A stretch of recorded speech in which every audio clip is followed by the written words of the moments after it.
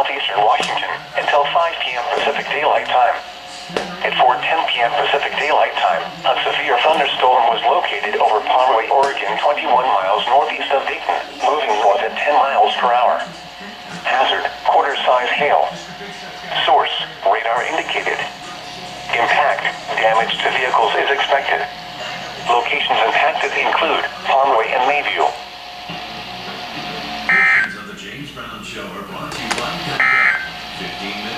This is the NOAA Weather Radio Station West XL 86 in Spokane. The official severe thunderstorm warning for northwestern Garfield County in southeastern Washington until 5 p.m. Pacific Daylight Time.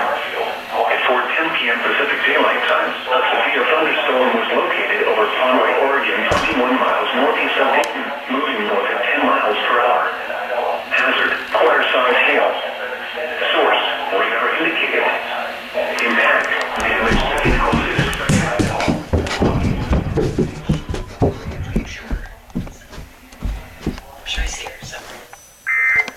It's already passed. It's not even in Spokane County. And you learn from them what? Oh my God.